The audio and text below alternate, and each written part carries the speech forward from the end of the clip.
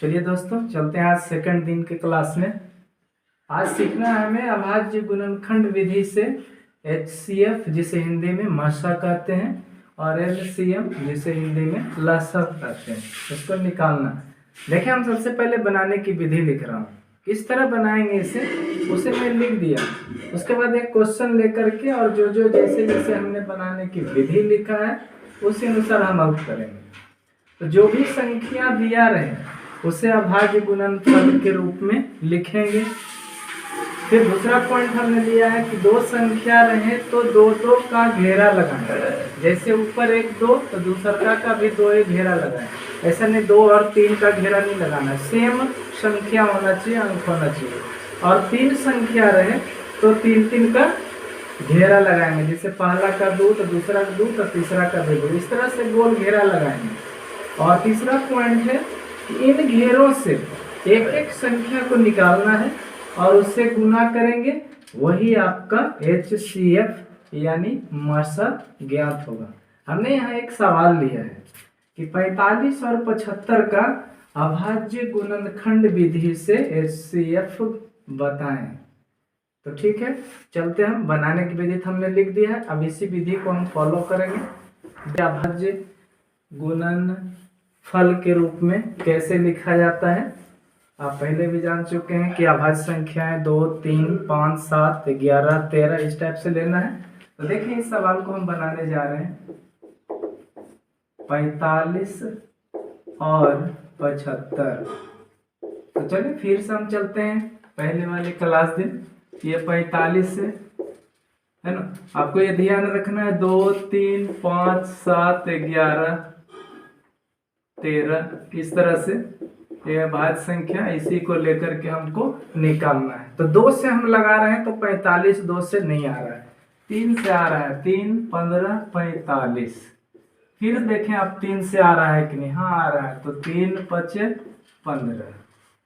Same उसी तरह से इस 75 को भी करेंगे। 75 स्टार्ट कीजिए 2 से, नहीं कटेगा। 3 से 25 तिया 75, हाँ कट रहा है। 3 से 25 तिया 75। फिर आप जाएं, जब 2 से नहीं कटा तो 3 से कटा, तो डेफिनेट है कि फिर से 3 से स्टार्ट करेंगे। तो 3 या 24 नहीं आ रहा है। फिर 5 पर जाइए तो 25 आ रहा है। चलिए आ गया। अब इसी को आपको साइड में जो भी बाहर रहता है उसको गुना करके लिख दें। 3 गुना 3 गुना 5, ये रफ में चला जाएगा। उसी तरह से 75 का 3 गुना 5 गुना 5। हमने क्या लिखा था बनाने की विधि में, पहला पॉइंट में लिखे थे कि भाई जो भी संख्या दिया है उसे अभाज्य गुणनफल के रूप में लिख लें। और दूसरा पॉइंट में अब हम चलते हैं दूसरे पॉइंट में कि दो संख्या है तो दो दो का घेरा लगाना है। जो संख्या सेम है उसी घेरा लगाना है। देखें यहाँ ऊपर भी 3 है, नीचे भी 3 है, तो इस तरह से हम घेरा लगाएंगे। उसी तरह से 3, 5 का तो लगेगा नहीं, यहाँ लग रहा है 5 और 5 है, इसको हमने घेरा लगा दिया। अब तीसरा पॉइंट में हमने जो लिखा है वही आपका माशा होगा। यहाँ लिखेंगे इसीलिए 45 और 75 का HCF बराबर। आइए मिलते हैं। हमने लिखा है लास्ट पॉइंट में कि जो घेरा है उससे एक एक संख्या निकाल लें और उसे गुना कर दें, वही आपका माशा होगा। तो इससे 3, 3 से एक 3 निकालिए।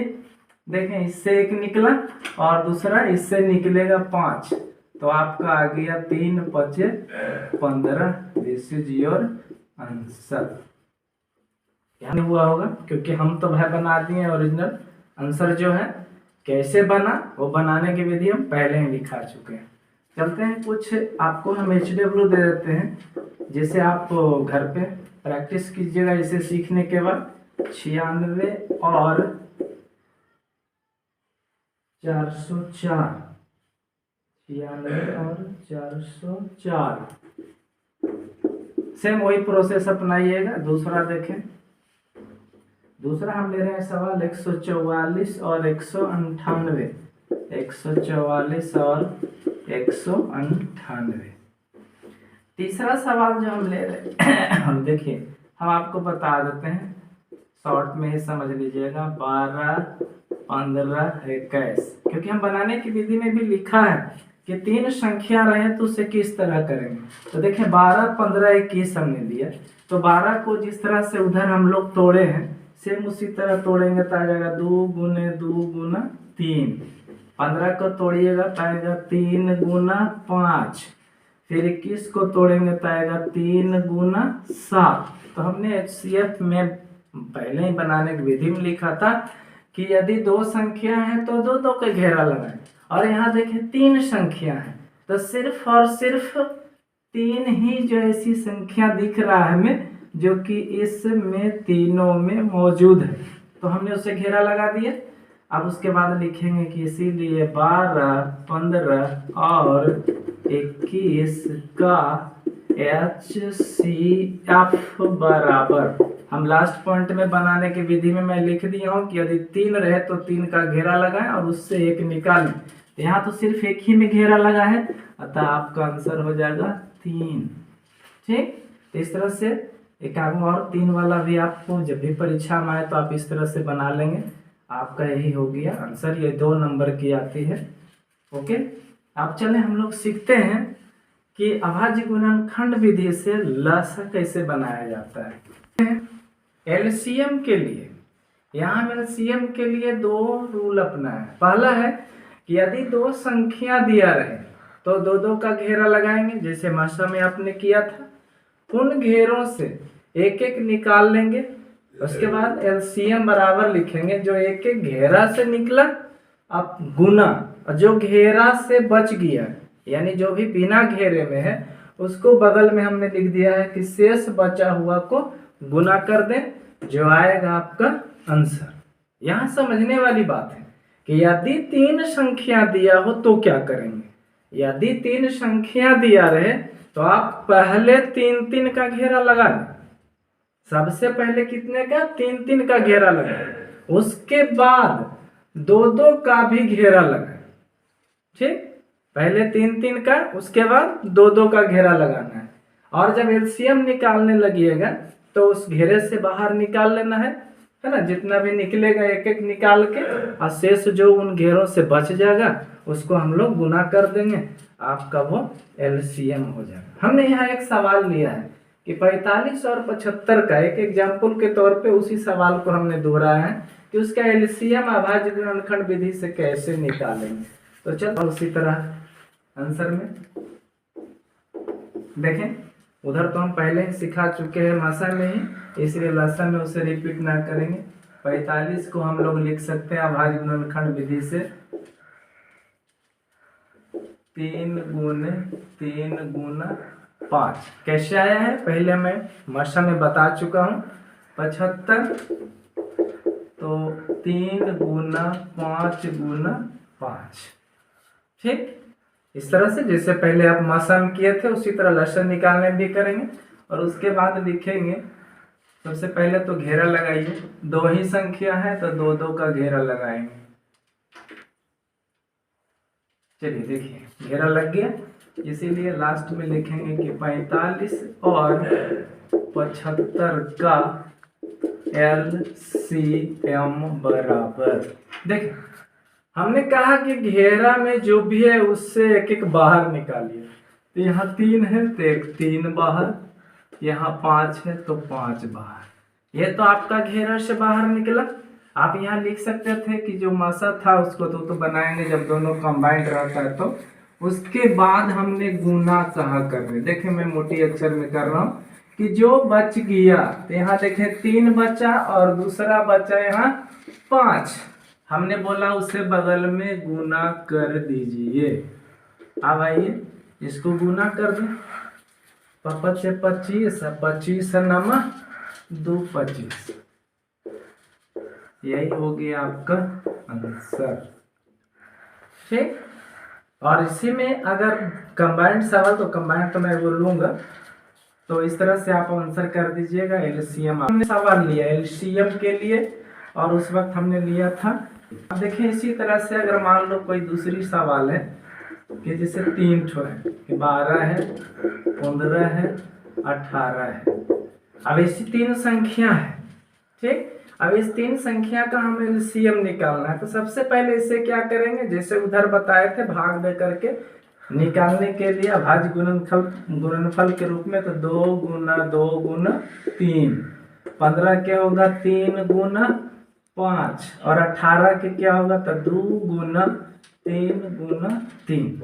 इस तरह से अभाज्य गुणनखंड करेंगे। तो देखिए यहाँ तीन संख्या है, तो आप सबसे पहला काम कीजिए, यदि आप एलसीएम बनाने जा रहे हैं, ओनली एलसीएम, तो आप क्या करेंगे, सबसे पहले 3 को घेरेंगे, 3 गो को, ठीक है। देखिए अब हम ओनली एलसीएम बनाने जा रहे हैं, मसा नहीं है कि 3 में एक घेर दिए एगो निकाल दिए, यहाँ लसा है, तो हम बनाने की विधि में ही पहले लिख चुका हूँ क्या, कि 3 को पहले घेरा लगाए, उसके बाद 2 के घेरा लगाना। तो चलिए यहाँ देखें 2 संख्या मिल रहा है हमारा, तो उस 2 को भी हम घेरा लगा देंगे।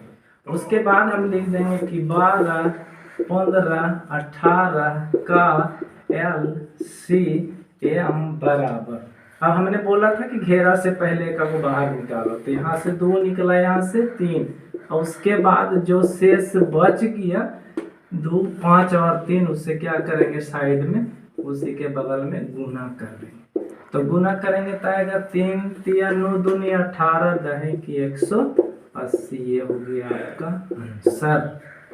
ठीक, तो ये था आपका अभाज्य गुणनखंड विधि से मासा कैसे निकलेगा और लसा कैसे निकलेगा। तो हम यहाँ ओनली एक एक करके निकाल दिए। अब हम एक देखें सवाल ले रहा हूँ उसी कि 45 और 75 का अभाज्य गुणनखंड विधि से मासा और लसा निकालना। तो हम तक अलग अलग निकाल के सिखा दिया, अब हम एक ही सिखा रहे हैं। देखें 3 तिया 9 पचे 45, 3 पचे 15 पचे 75। हम जा रहे हैं बनाने क्या है, तो मासा और लसा एक ही सवाल में। चले नियम के अनुसार हम क्या करेंगे, जोड़ा लगाएंगे, लग गया। अब यहाँ देखें दोनों सवाल एक ही में है, तो हो जाएगा यहाँ पर कि 45 और 75 का HCF बराबर। देखें यहाँ HCF है, तो सिर्फ घेरा से का बाहर निकल के गुना हो जाएगा, तो 5 तिया 15। देखें ये आंसर हो गया।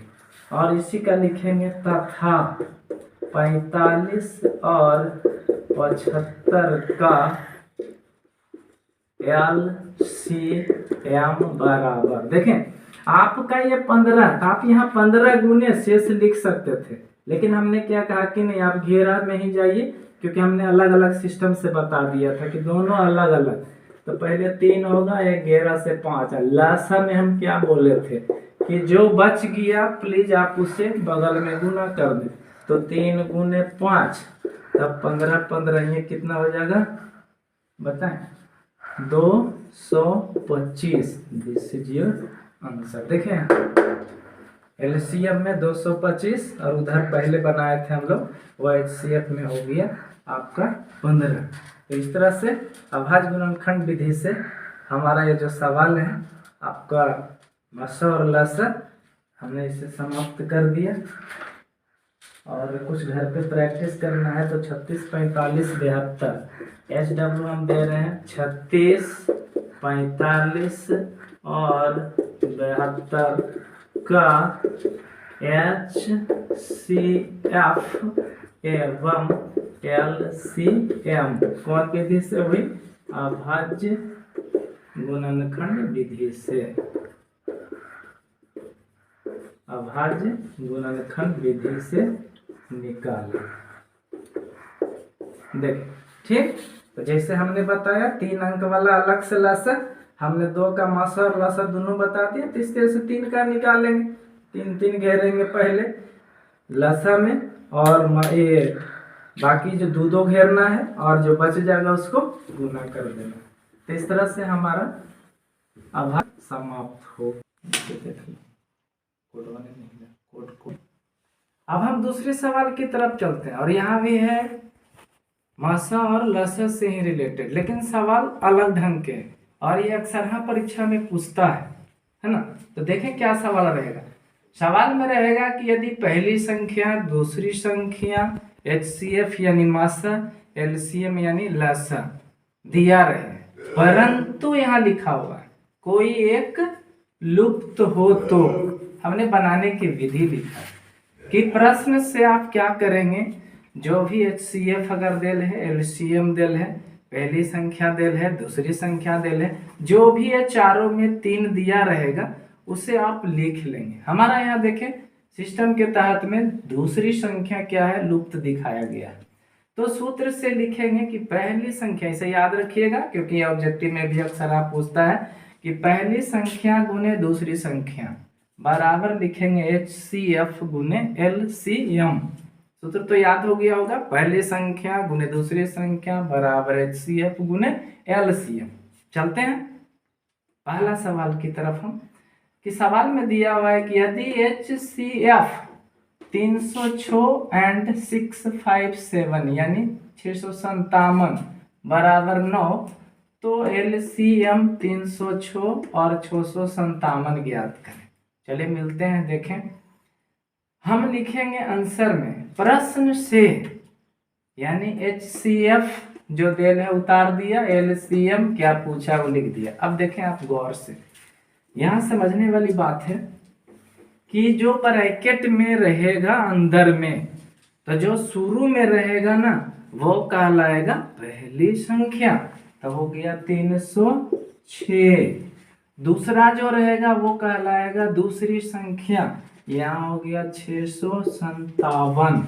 और देखें आप प्रश्न में जाए, HCF इतना इतना बराबर 9, तो ये जो HCF लिखल है और ये जो 9 है, समझ जाइए कि मासा इसका और इसका कितना है, 9 है, तो यहाँ लिख देंगे 9।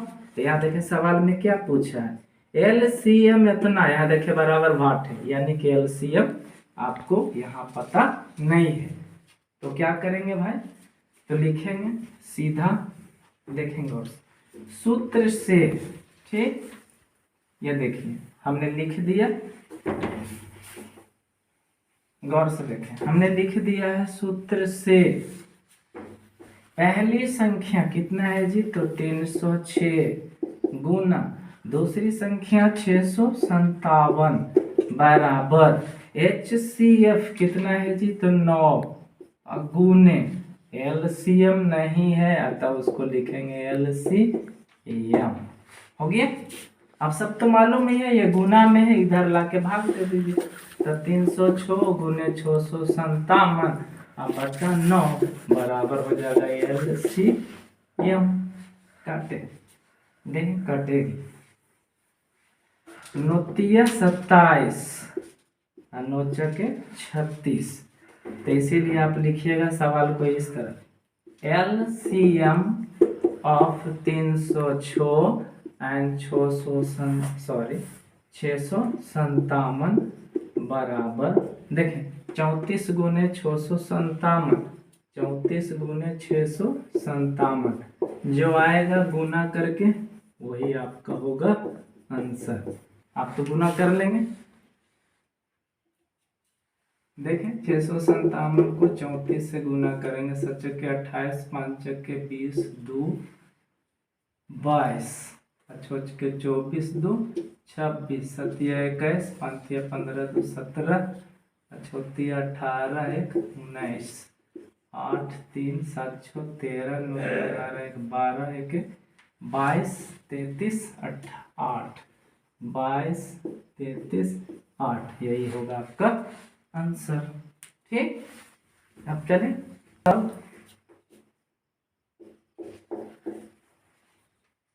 करके देखिएगा, यदि HCF ब्रैकेट A,161 बराबर 23 तथा LCM ऑफ A16 बराबर 161 बराबर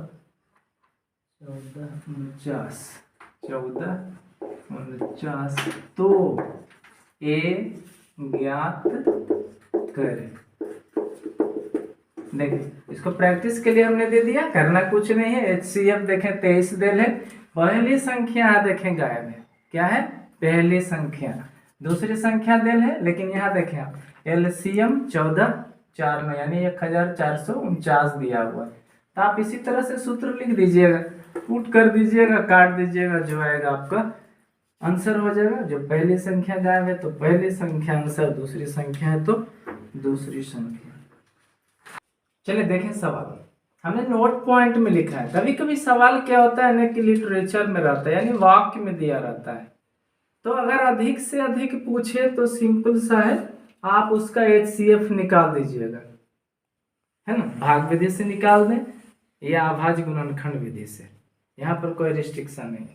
दूसरा अगर कहे कम से कम पूछे, जैसे होता है ना कि मतलब कोई स्कूल में 5 मिनट के बाद 1 घंटी बजता है, दूसरा घंटी 10 मिनट के बाद बजता है, या तीसरा घंटी 15 मिनट के बाद बजता है, तो एक साथ कब बजेंगे, इस तरह से सवाल पूछते हैं तो अलग उसका आंसर होता है। तो कम से कम पूछे तो वहां लिखेंगे LCM निकाल दीजिएगा, अधिक से अधिक मासा, और कम से कम क्या होगा लासा निकालना पड़ेगा, ठीक।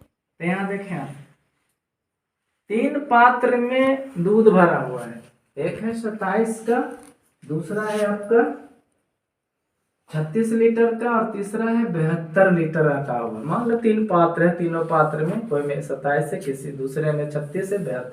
आप देखें सवाल क्या पूछा, कौन सबसे बड़ी माँ।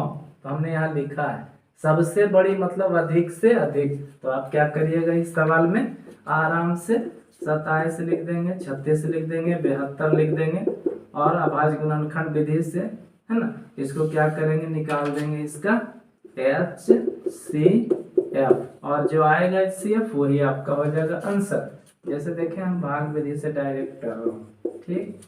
27 से कहीं 27, देखें आ गया 9 27, फिर 9 से भाग दीजिएगा 72 में, तो देखिए 9 8 72, यानी कट गया, यानी वह जो माप होगा 9 लीटर वाला होगा। तो देखिए उसको भी नाप देगा, उसको भी नाप देगा, उसको भी नाप देगा। ये भी सवाल अपने आप में बहुत बड़ा इम्पोर्टेंट है, ये भी हर एक साल एक नया साल गैप करके पूछता है। सवाल है कि दिखाएं कि छोपर पावर n रूप का कोई प्राकृत संख्या शून्य पर कभी समाप्त नहीं होता है। तो देखिए हमने कैसे इसे बनाया है, कि माना a बराबर छोपर पावर n, जो भी होगा आप उसे a बराबर मान लीजिए, और इस छो को करना क्या है, जो देखें इस तरह से अभाज्य गुणनखंड कर लेंगे, और उसे 2 गुना 3 आया उस पर पावर n कर लेंगे। अब देखें 2 पर पावर n गुना 3 पर पावर n, और यहाँ 2 और 3 कौन संख्या है, अभाज्य संख्या है। लेकिन यहाँ देखें हमने ये पॉइंट आपको याद रखना पड़ेगा कि हम जानते हैं कि किसी भी संख्या का इकाई अंक शून्य होने के लिए उसे 2 पर पावर n गुने 5 पर पावर m के रूप का होना चाहिए। किसी भी इकाई अंक शून्य मतलब हुआ जिसे शून्य, देखें यह इस तरह से देखें इकाई अंक क्या है, शून्य पे समाप्त हो रहा है। तो यहाँ देख रहे हैं, परंतु यहाँ 2 और 3 क्या है, द्वितीय गुणनखंड है, अतः 6 पर पावर n का इकाई अंक शून्य नहीं होगा, प्रूव्ड। अब जैसे ले लेते हैं एग्जाम्पल के तौर पे, देखें थोड़ा सा समझ, 6 पर पावर n वहाँ का रहा प्राकृत संख्या, तो आप n बराबर क्या करेंगे 1 2 3 4 5 इस तरह से कुछ लीजिएगा। तो 6 पर पावर 1 कितना आएगा 6 पर पावर n 2 लेंगे तो 6 गुना 6 कितना आ गया 36। 6 पर 3 लेंगे तो 6 गुना 6 गुना 6 आ जाएगा 216। उसी तरह 6 पर 4 लेंगे तो 6 गुना 6 गुना 6 गुना 6 यानी 1296। तो देखें इकाई अंक कह रहा है शून्य पे समाप्त होना चाहिए, लेकिन यहाँ देखें इकाई इकाई इकाई इकाई सब क्या है 6 है, अतः 6 पर पावर n का इकाई अंक शून्य नहीं होगा। और बस आज का इतना ही वीडियो, आप लोग सब्सक्राइब करिए, लाइक कीजिए, और अभी तो शुरुआत है, आगे बहुत कुछ आपको देखने को मिलेगा। धन्यवाद।